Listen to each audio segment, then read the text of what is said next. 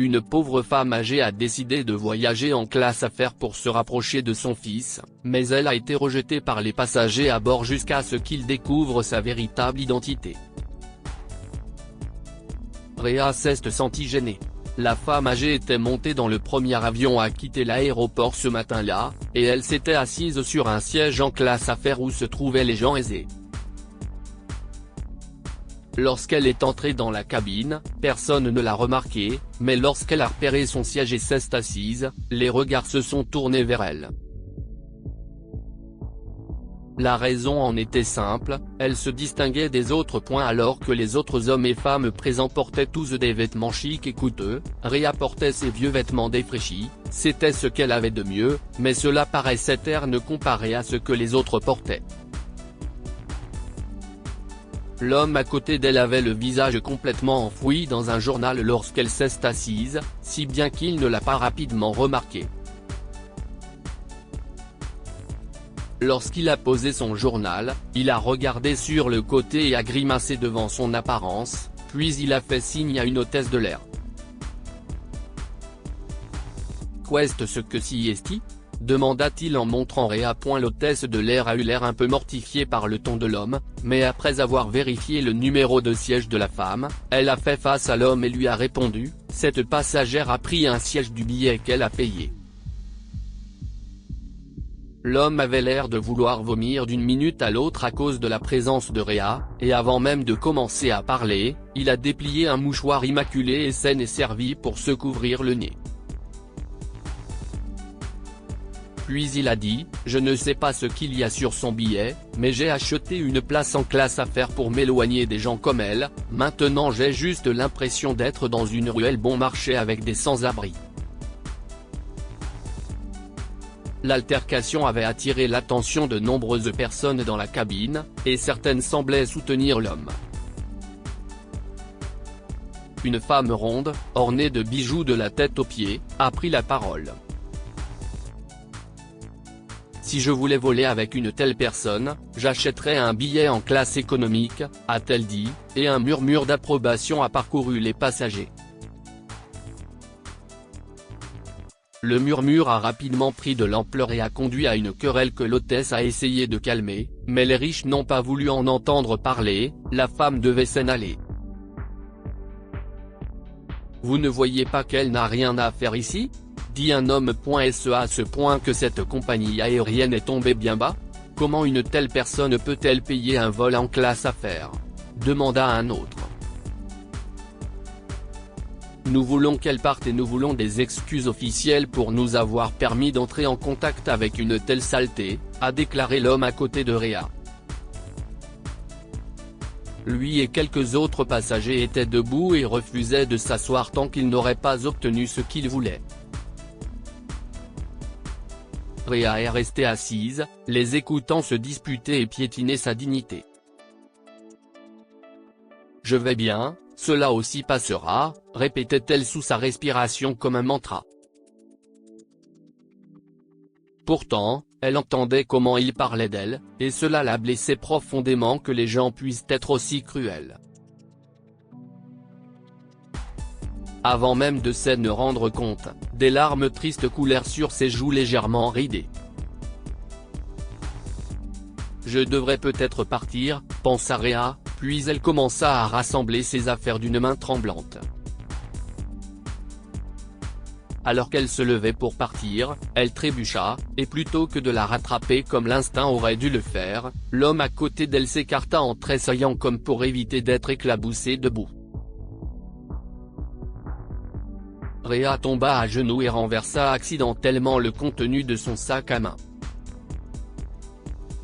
Elle commença à ramasser ses affaires avec des mains tremblantes, sachant qu'elle était le point de mire de tous ceux qui se trouvaient dans la cabine. Une femme âgée richement vêtue qui dormait paisiblement jusqu'à ce que le vacarme la réveille s'est levée de son siège et s'est également mise à genoux pour aider Réa. À ce moment-là, la cabine est devenue silencieuse et les passagers ont regardé, abasourdis, quelqu'un d'entre eux traiter Réa comme un être humain.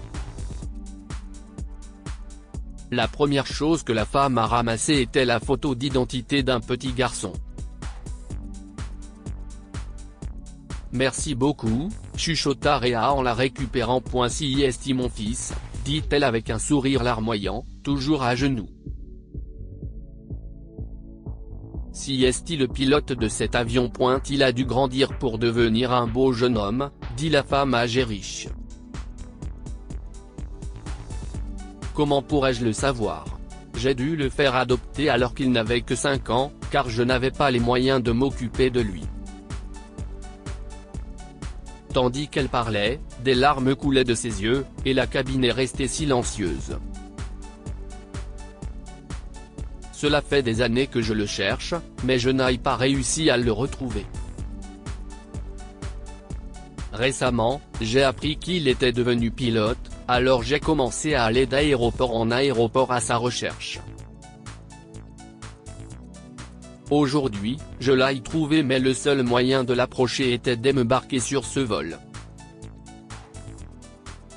Réa leva les yeux vers les personnes qui l'entouraient, dont la plupart détournaient honteusement les yeux, puis elle poursuivit.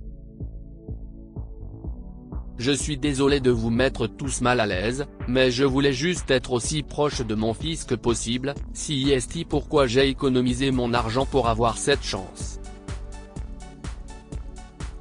La classe affaires est plus proche de lui et je n'ai jamais pris l'avion auparavant, alors je me suis dit que ça ferait un super cadeau d'anniversaire pour moi.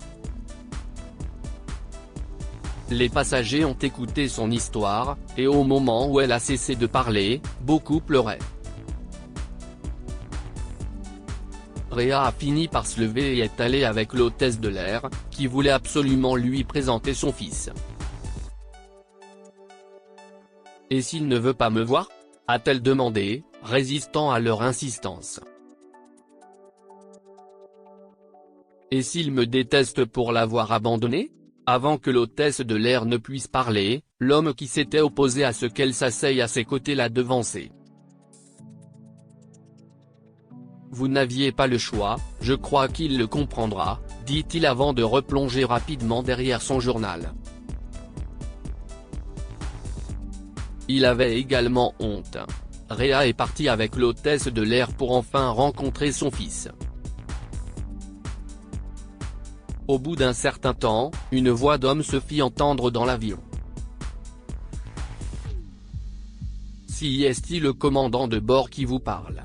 Il y a une personne spéciale qui vole dans cet avion, ma mère, et si est son anniversaire aujourd'hui. » Tout le monde applaudit la femme âgée, et ceux qui l'avaient ridiculisée se sont excusés pour leur erreur. Lorsque l'avion a atterri, le pilote, qui s'appelait Joseph, a retrouvé sa mère, et enfin, après de nombreuses années d'éloignement, Réa a de nouveau tenu son fils dans ses bras. Quoi avons-nous appris de cette histoire? Choisissez d'être gentil. Lorsque l'homme à côté de Réa a commencé à réclamer qu'elle quitte la cabine, d'autres se sont joints à lui, et même si la femme n'avait rien fait, ils ont peut-être réussi à la faire partir.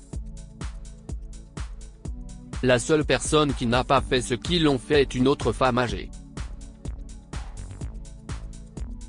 Elle a défendu Réa alors qu'elle aurait très bien pu se joindre aux passagers hautains, et sa décision a tout changé. N'abandonnez jamais. Réa a cherché son fils pendant des années, mais n'a pas réussi à le trouver. Cependant, cela ne l'a pas arrêté. Elle a continué à chercher, et elle était prête à faire n'importe quoi pour le rencontrer, y compris économiser son argent durement gagné pour un vol coûteux en classe affaires. Sa persévérance et ses sacrifices ont fini par être récompensés, et elle a pu le rencontrer. Partagez cette histoire avec vos amis. Elle pourrait égayer leur journée et les inspirer. Cette histoire est inspirée de la vie quotidienne de nos lecteurs et rédigée par un écrivain professionnel. Toute ressemblance avec de véritables noms ou lieux est une pure coïncidence. Toutes les images sont utilisées uniquement à des fins d'illustration. Partagez votre histoire avec nous. Elle changera peut-être la vie de quelqu'un. Si vous souhaitez partager votre histoire, envoyez-nous un mail à info@amomama. com.